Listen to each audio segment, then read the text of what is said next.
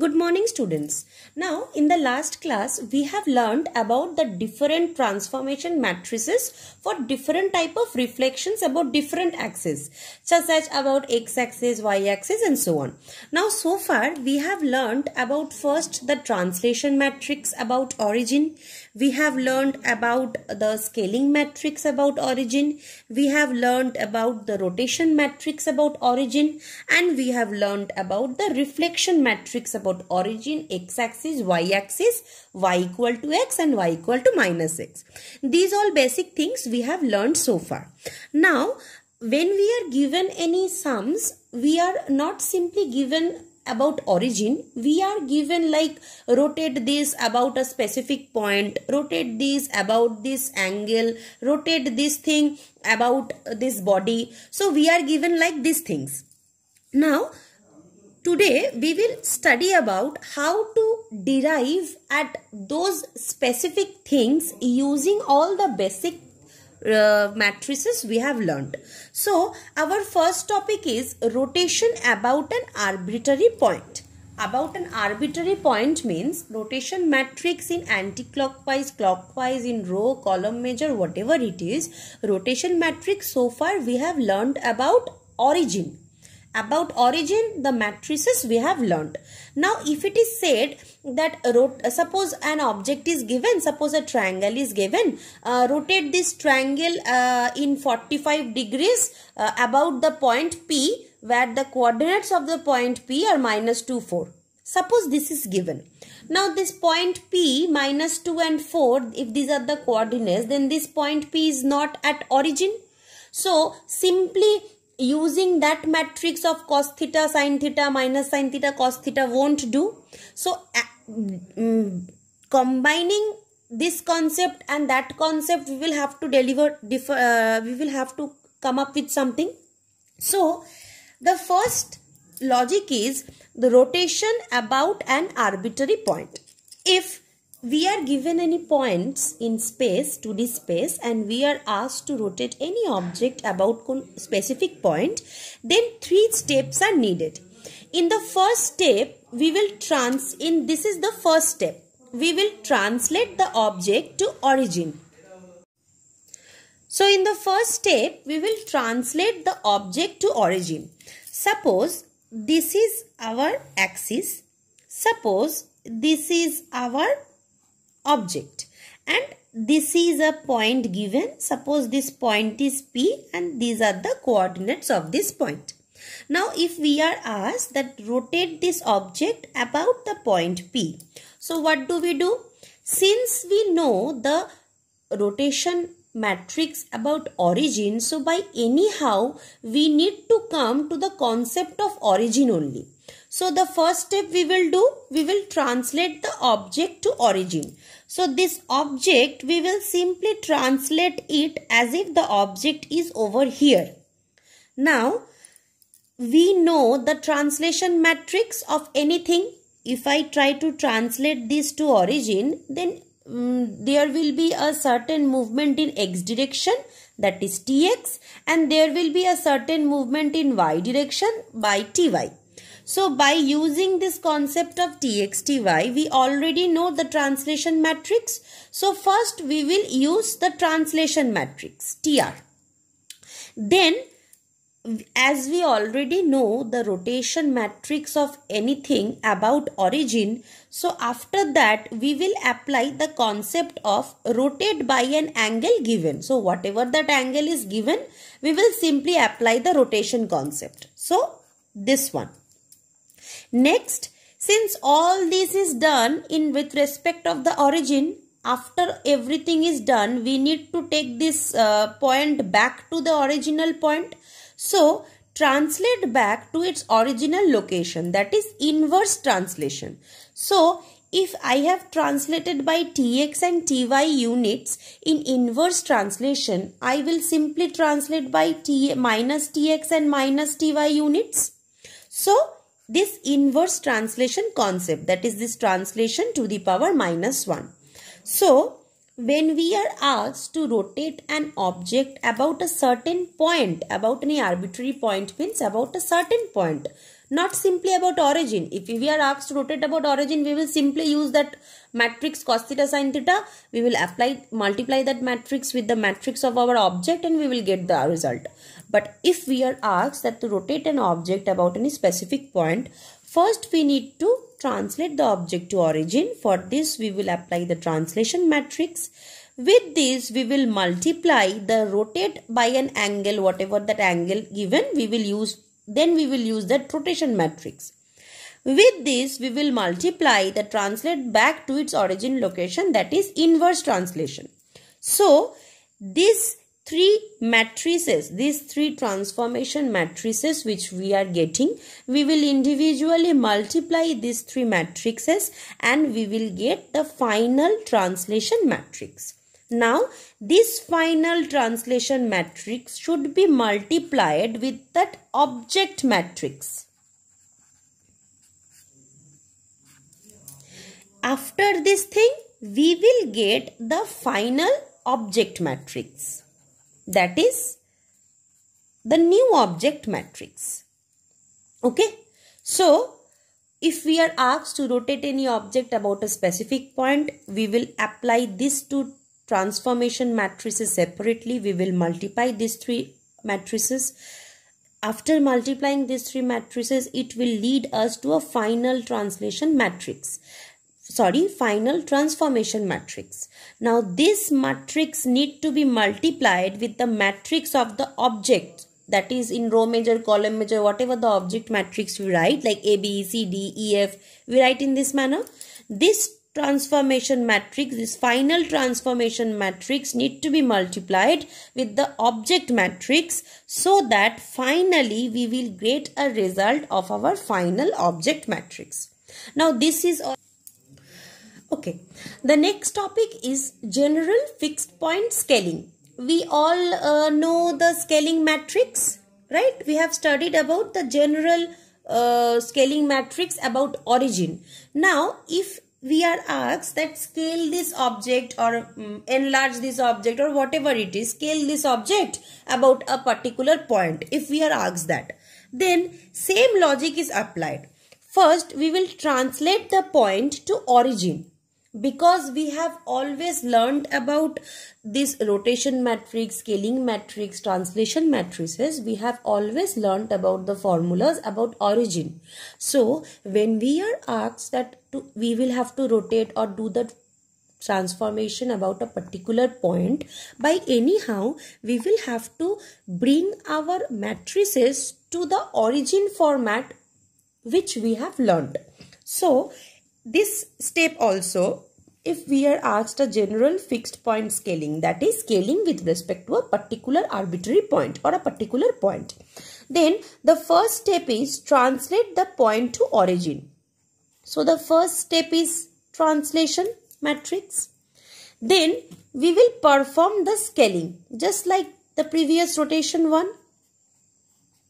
Suppose this is the scaling matrix. Then what we will do, since we have taken the point and translated to origin, we will simply take the point back from origin to that previous location.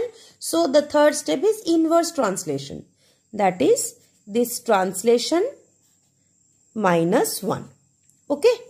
Now these three matrices, if we multiply, will give us the transformation matrix. Now this is the final transformation matrix about fixed point scaling. That is, first we will translate the point from that location to origin. Then we will apply the scaling matrix. Then with that we will multiply the inverse translation matrix. By multiplying these three matrices, we get the final translation matrix. Now, when this translation matrix is multiplied with the object matrix which we have, we will get the final object matrix. So, don't have this misunderstanding that if you find out by using these three steps, if you find out the multiplication of these three matrices, that is, if you find out the matrix 3, then only your object has been transferred to its location. No. This is the matrix by which the object matrix when multiplied will be finally transferred to its new location. So always remember that in this type of sums, when you are asked to perform general fixed point rotation, general scaling, then reflections, then first you need to find out the translation matrix. Then again in the last step, this translation matrix need to be multiplied with the object matrix. Then only we will get the final object matrix values or the final result. Why I am going on repeating this line over and over again? Because we have seen a lot of confusion happens in this stage, where students generally multiply these three matrices according to the rule, and they get this transformation matrix, and they say this is the result. This is not the result. This is only the matrix which need to be multiplied with the object matrix in order to get the final locations of the new object matrix. So always remember this thing. Now we will learn about this topic, reflection about a line y equal to mx plus c. Now the different reflection matrices we have learned about the origin, we have learned about x, we have learned about y-axis, x-axis, we have learned about origin, we have learned about the basic line y equal to x or y equal to minus x. Now, suppose we are given any line apart from these basic lines, then any line will be of combination y equal to mx plus c. This is the basic line formula we all know. So, we need to learn about how to deal with those type of lines. If we are specified with any line which doesn't fall into these categories y equal to x or minus x, about origin, x-axis, y-axis, then apart from these lines, how to calculate the reflection. So this procedure is for those lines which neither passes through the origin nor is parallel to any coordinate axis, right? Okay. So the first step which we need to do is, as usual, just like all other matrices, the first thing which need to do is we will translate the line and the object so that the line passes through the origin. Now suppose any line is like this. Suppose this is the line, and suppose here is our object. We are asked to perform this reflection about this line of this object. Suppose now this line is of formula y equal to mx plus c. We are asked to do this thing. Now, first we will do what? First we will translate the line and the object so that the line passes through the origin. The first step will be such that our line, we will translate in such that the line passes through the origin. This will be our first step. So first step is, as basic we know, translation, right? Second step, it says rotate the line so about origin until the line is coincident with one of the coordinate axes about which we are familiar to perform the reflection. That means, suppose this is our line, y equal to mx plus c. Now we are not familiar with any matrices about this line.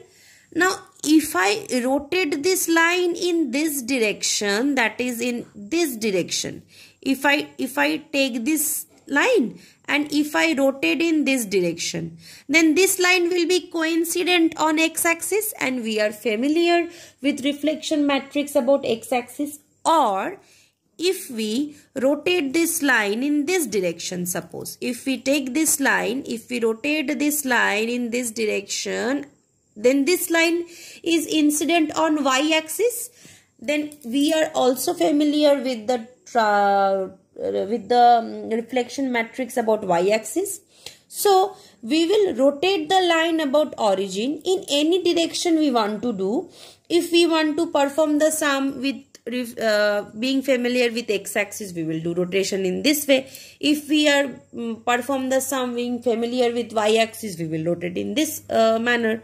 So whatever line we are familiar with, we need to make this new line coincident on that axis about which we are familiar. So then there will be a rotation, right? Because we are rotating either in this direction to coincident on x-axis, or in this direction, that is in clockwise direction to coincident on y-axis, or in anti-clockwise direction to coincident on x-axis. Whatever it is, we are rotating this line. So the rotation matrix. The third step, it says that reflect the object through the coordinate axis. Now, since now our line lies on either of y or x axis, and we are familiar with both either of the y axis reflection matrix or the x axis reflection matrix, we will simply perform the reflection. So now there will be a reflection matrix. After everything is done, what will we do? First we have translated, then we have rotated, then we have reflected. So after this, there will be an inverse rotation, there will be an inverse translation. The same logic which we have applied in the rest of the two cases. In the rest of the cases, we were only translating, so there was only one inverse translation. But here we have translated forcefully. We have rotated forcefully to make it comfortable with the axis which we are familiar. So after performing the reflection, we need to forcefully inverse rotate and we need to inverse translate. So apply inverse rotation. So the rotation matrix, apply inverse, and apply inverse translation. So the translation matrix, apply inverse.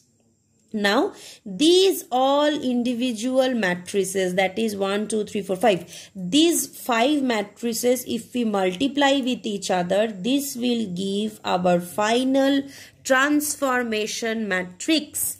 Now this is our final transformation matrix.